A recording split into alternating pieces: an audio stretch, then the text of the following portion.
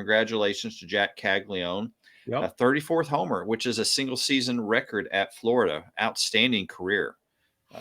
And it was even though it was the second inning,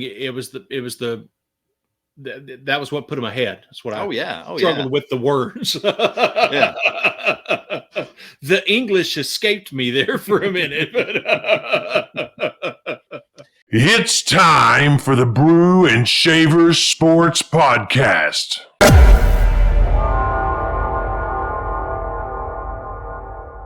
Darren, congratulations are in order. They are for, I'm thinking, I've got a couple of things in my head. Who are we?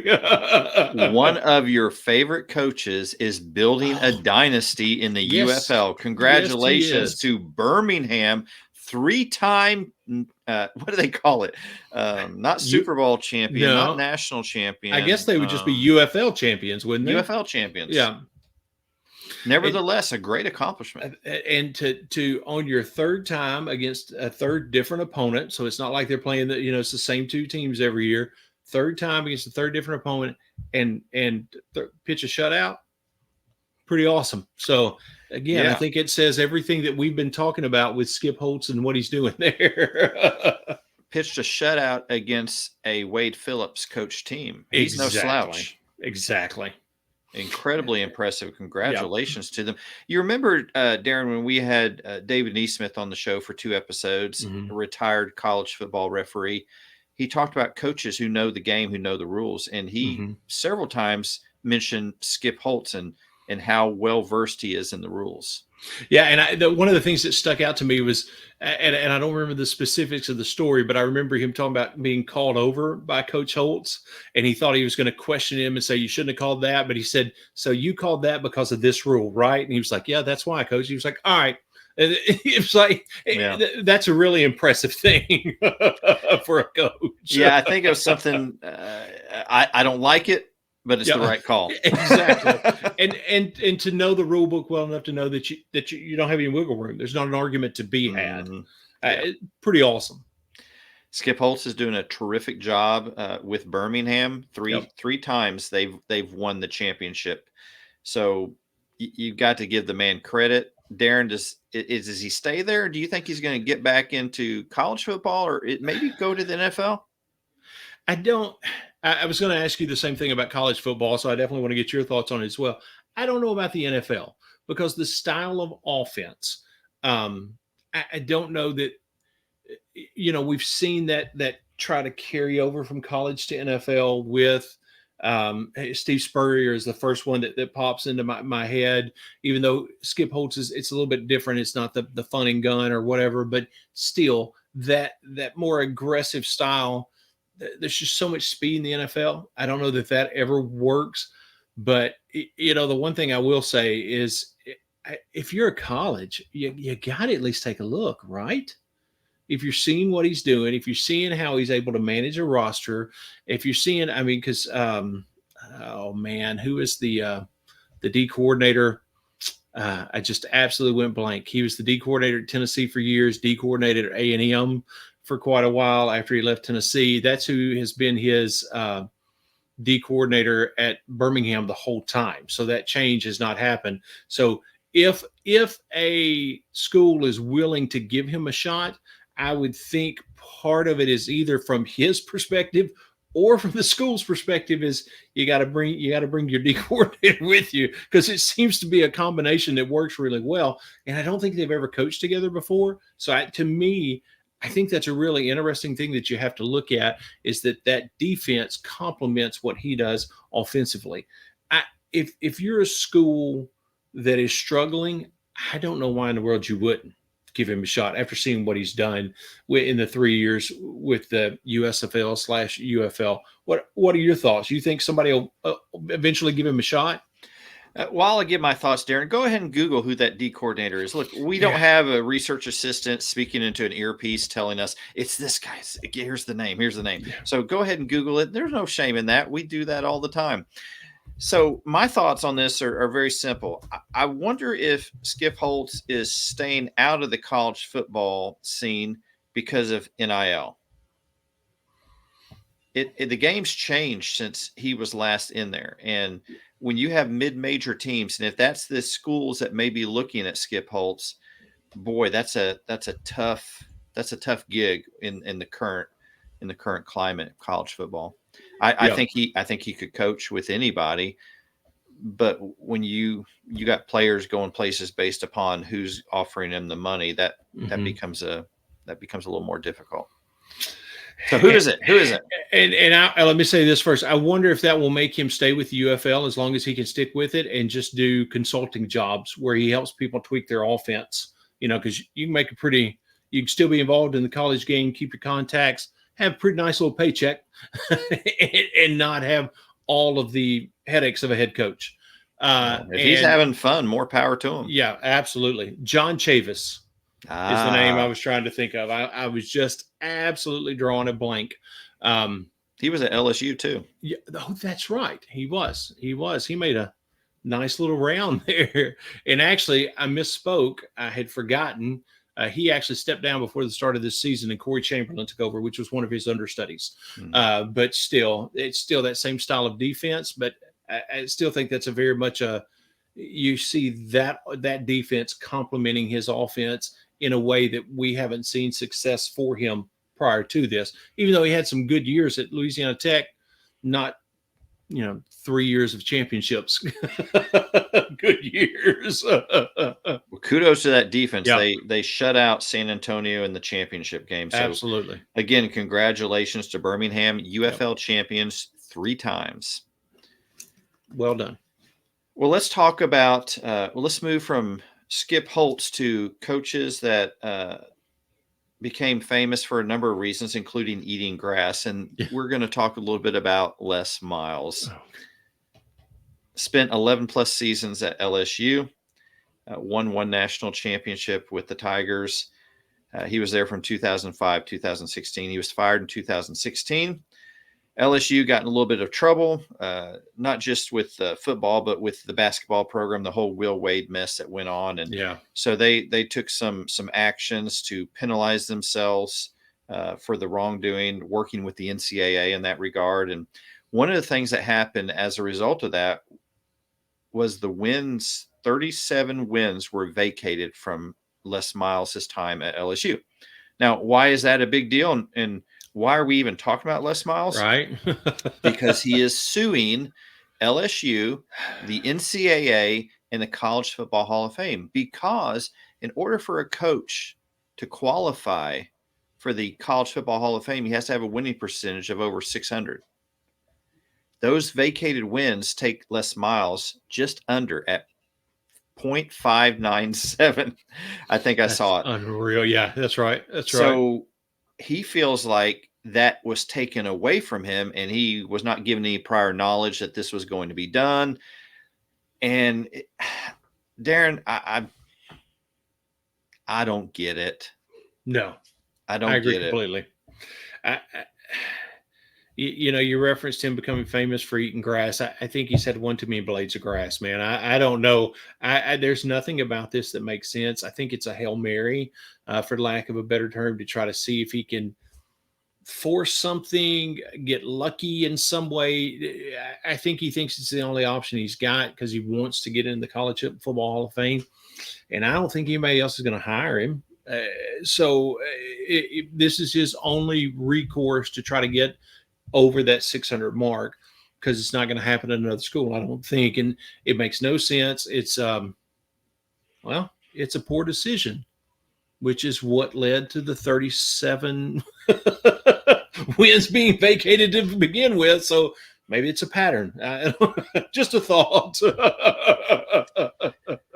Yeah, it didn't end the way he wanted it to at LSU. Yep. He went to Kansas. It didn't end the way he wanted it to at Kansas because of some allegations about him while he was at LSU. So it was a messy end to his career. Yeah. Like you said, I'm not sure why he's not coaching anywhere else. Maybe the scandal hanging over him has prevented that, but this seems an odd play for him to do at this time in his career. Because let's say even if he wins and he gets in the Hall of Fame, this is going to be hanging over his reputation as a coach forever.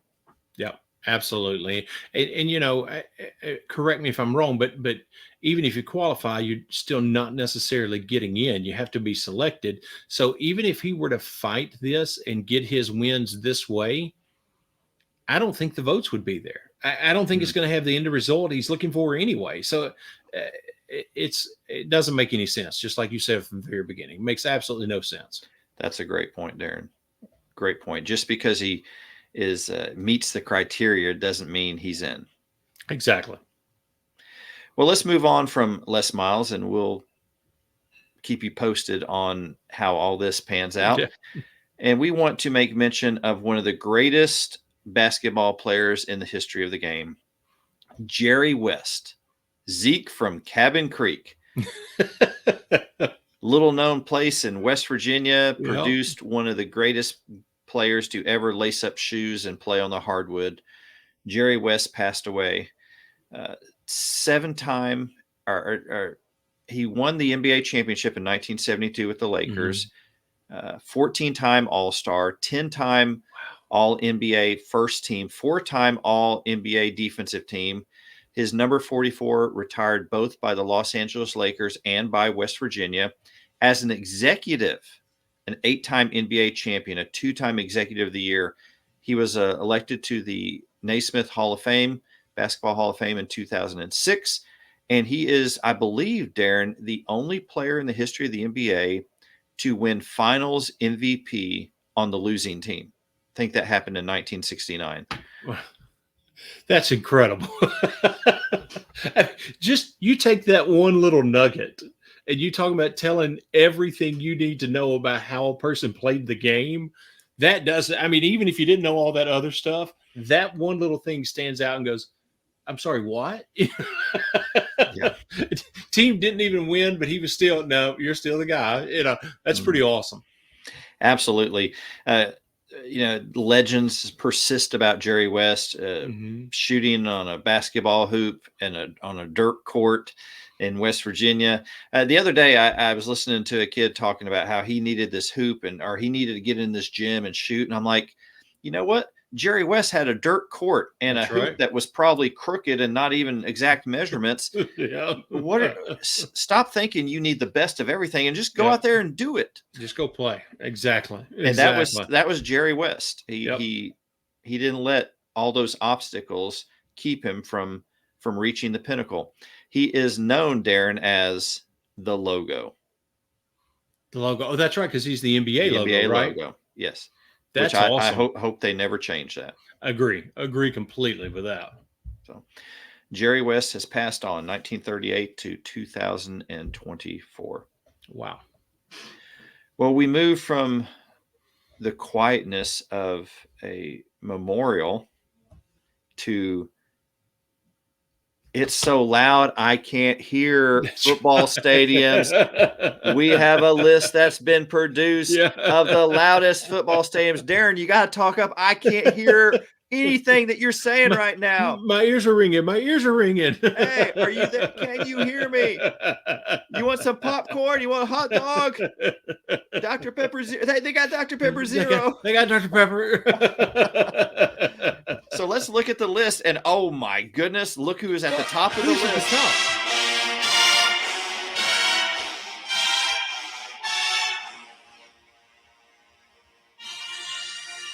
Woo! Nice. How about that? Baton Rouge. Now you're good and fired up. Have you ever been to a Saturday night game in Baton Rouge? I have not. So I've been to college football games all over the country. Mm-hmm. There's nothing like it. I know people are saying, "Oh, you're an LSU fan." No, seriously. It's like there's nothing like it. The whole day long. You get there early, you tailgate. There's so much going on throughout the day leading up to the game. It's just an incredible experience. So Tiger Stadium, number one on the list. We got some other SEC teams on the list, and I'm looking through, and well, there's No, wait. That is not the list for Vanderbilt. But I will say this. Was it the national championship year 2019 when LSU came to town? Vanderbilt Stadium was pretty loud, I'll say. Yeah. it was all purple and gold, but it was loud. Yeah. And being in Nashville, your first thought is, oh, wow, that's a lot of Lipscomb University fans coming out to the football game. Nope. No, Those were folks from Louisiana. Pretty confident I was the only Bison in the place. Did you wear those colors just to kind of blend in? No, I did not. I wore my black and gold. I got, I walked into the stadium knowing there was going to be a 50-point beating, so there was nothing going to shock me when we were. You, my friend, are a true fan. That's exactly right. Well, let's look at the list. LSU number 1, Oregon number 2. I've never been out there. No. Penn State. That is a pretty electric atmosphere. Incredible, absolutely. Florida, of course, and I love how they've added the singing of "I Won't Back Down" by Tom Petty, and that very great? Awesome. Kyle Field, you expect Kyle Field to be on there. How about this past weekend? George Strait set a record, the biggest concert, almost 111,000 people. Yeah, phenomenal. And it was the largest concert ever in the United States, correct? Yes, that's awesome. So wow, what an event! Yeah. Ohio Stadium, big time atmosphere. Of course, Tennessee. We know about Neyland. Clemson. I guess Clemson's pretty loud. I've never been there. That's what they say. I don't. Yeah. I'm a little skeptical of number 9, Washington. Because I don't think that's as big as the other stadiums on the list. No, I don't think so either. So. I think it's probably loud during the Washington State game, but I mean. And I kind of did a double take at Wisconsin at number 10, but then I remember they do that. What's the old song? The jump around, where they all jump. I mean, that's pretty spectacular when they do that. And I agree with that, but at the same time, that's the only thing that they're really known for, being loud. That's not a continued insanity. Like if you talk about LSU, even Penn State, Florida, Ohio State, that is, you can hear, even on the TV, you can hear a roar the entire game, no matter what's going on. There's this roar of the crowd. And I don't know about that for Washington or Wisconsin, but I do understand how cool that tradition is. And it makes it kind of a crazy live atmosphere. So I get it, but still, I don't think it's at the level of the other stadiums on this list. I agree, Darren. Number 9 and 10, I think you could easily take those off and put some SEC schools in there. Absolutely. I was just going through the list of, you think about Wisconsin doing that one song that's so electric. Mm-hmm. Well, what do you do with South Carolina and Sandstorm? That place gets crazy when they do that.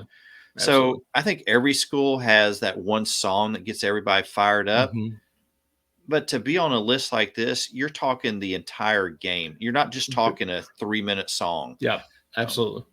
So overall, I thought it's pretty good. I don't know if I'd put Oregon that high, and 9 and 10 are very skeptical. I know, but these are some big time stadiums. Yeah, I honestly, and this won't be if we have any Pac-3 people listening, or Big Ten now. Sorry, I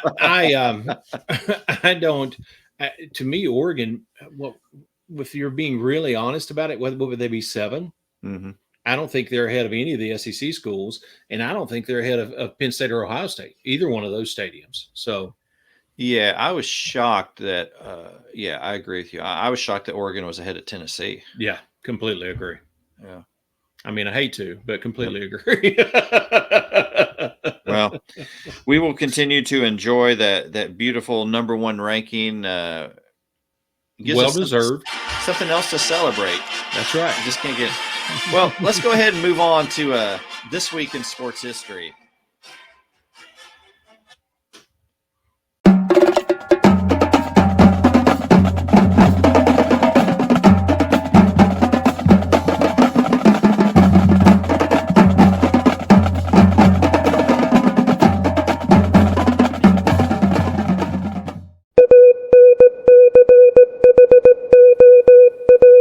Winning back-to-back CWS titles is always impressive, but South Carolina's 2010 to 2011 run will always be unique for another reason.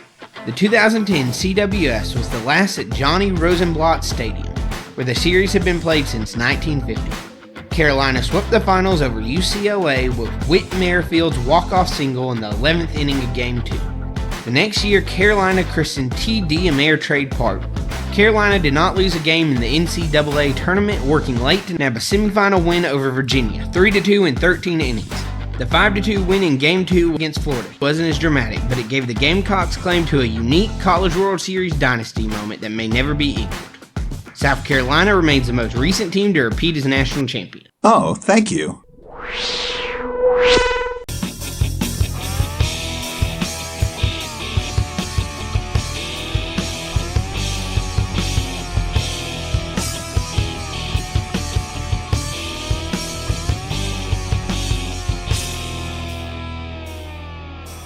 The Men's College World Series is underway, Darren, and it has not disappointed at all. What a thrilling postseason of college baseball.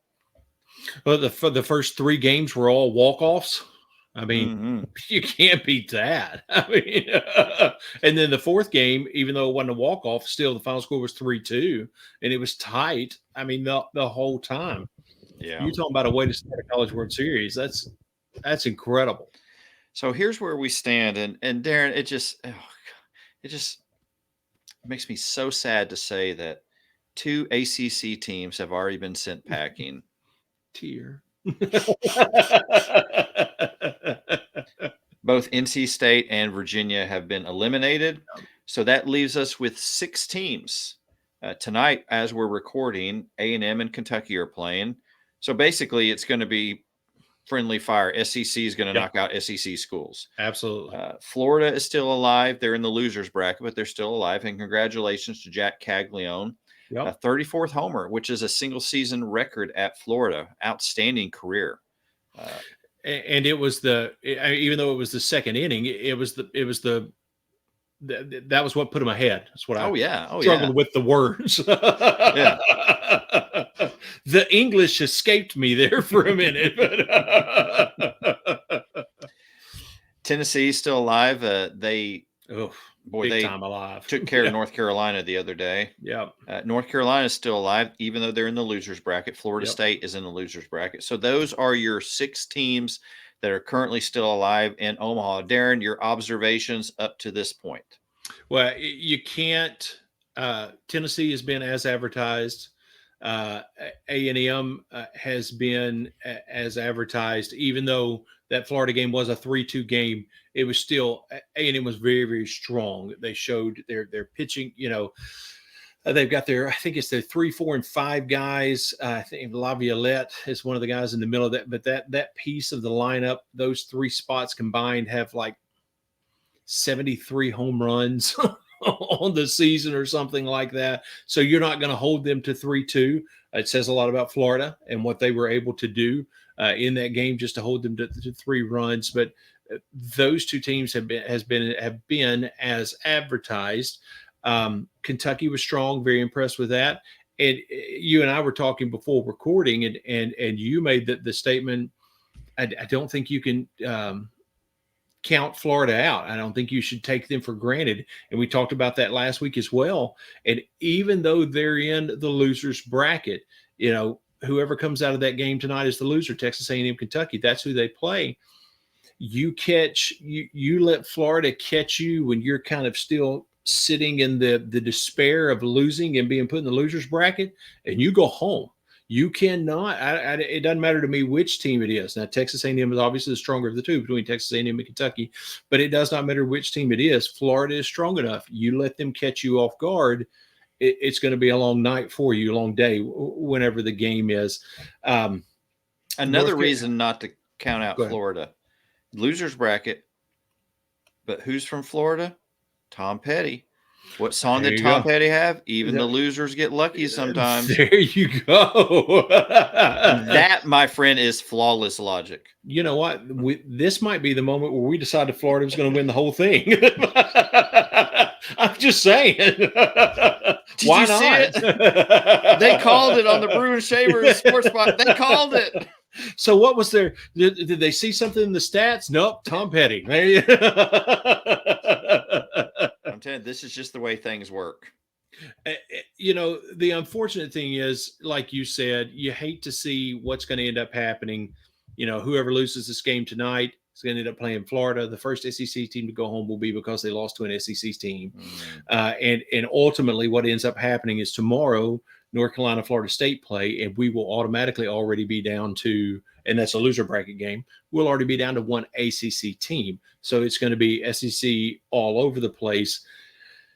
I think Tennessee definitely got the nod when it comes to brackets. If I'm walking into the Men's College World Series and I have to face North Carolina, Virginia, and Florida State versus having to worry about Kentucky, Texas A&M, Florida, I'm feeling very thankful for the side of the bracket that I'm in.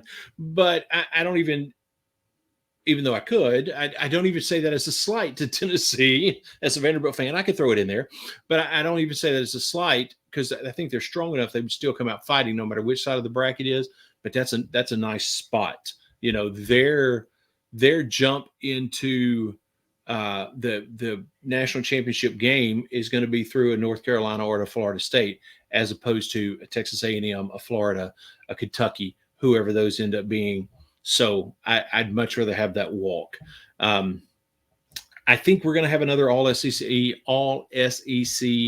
national championship. That's the one thing I will throw out there and say that's one of my big, when you watch these teams play, I don't think Florida State or North Carolina has what it'll take, what's needed to stand up to Tennessee. The other end of the bracket, I've been high on A&M all year, so it wouldn't surprise me. But, after what we just talked about, Florida, you better look out. Just saying. Anything can happen. Yeah, that's right. These teams, they're so solid. You were talking about A&M. Yep. Boy, what do you do? A&M, Florida. That's just, these matchups right now, Kentucky, A&M. Yep. You got great teams playing each other, and it's going to come down to one play here, one hit here, one strike, one error here, and that's going to be the difference in these games. Yeah. Oh, one quick thing. We were talking about Tennessee. We got to talk about Christian Moore hitting for the cycle for only the second time in the entire history of the College World Series. So incredible. And then the cool thing with them showing the highlight to where he didn't even know. Like, you could see one of his teammates telling him, he's like, what? I thought that was pretty cool. I was impressed with that. But, and then the other thing. Darren, it warms my heart when I listen to you talk about Tennessee and you have a smile on your face. Well, I was impressed with that. And I tell you, the other thing that he did that impressed me was he hit for the cycle, came back out for his fifth at bat, and got another single. Actually, I think he got another double. So even with all of that pressure, knowing what he had accomplished and the pressure of the moment in the game, he still maintained what he needed to do in the batter's box and got to bat on the ball. That's impressive. That's why everybody in Major League Baseball is talking about him and what he can do in the batter's box. Certainly a phenomenal performance from him. A great feat. Thank you for bringing that up and giving him his due. It's fun, and it's going to continue to be fun to watch these games as they pan out. We're down to 6 teams, and next week we'll be talking as we inch closer and closer to a new national champion. Or I should say, Darren, not inch toward, but actually have a national champion. Unless we typically record on Monday night, so unless there's a third game, which is possible, we will most likely know who the national champion is. Good times. Great. Absolutely. Aren't you glad we have stuff like this when we don't have football? And let's just say one more time how awesome it is, how big this has gotten compared to 10, 15 years ago. It is absolutely incredible how big this has gotten. It's exciting. Thank you. Yes. That pretty much wraps another show for us, Darren, doesn't it? I think, remember, hit that like button, that subscribe button, stay up to date with what comes out. Tell your friends about the show. Say, hey, there's a couple of knuckleheads down in Louisiana that are trying to do a podcast, and they had enough money to get some cameras and some lighting, and the guy they call the Shavers. He's got some editing skills, and so you might want to check him out. So absolutely, we appreciate you watching week in and week out, and we appreciate all your support. And we'll look forward to seeing you next time. And until then, y'all take care. Have a great week.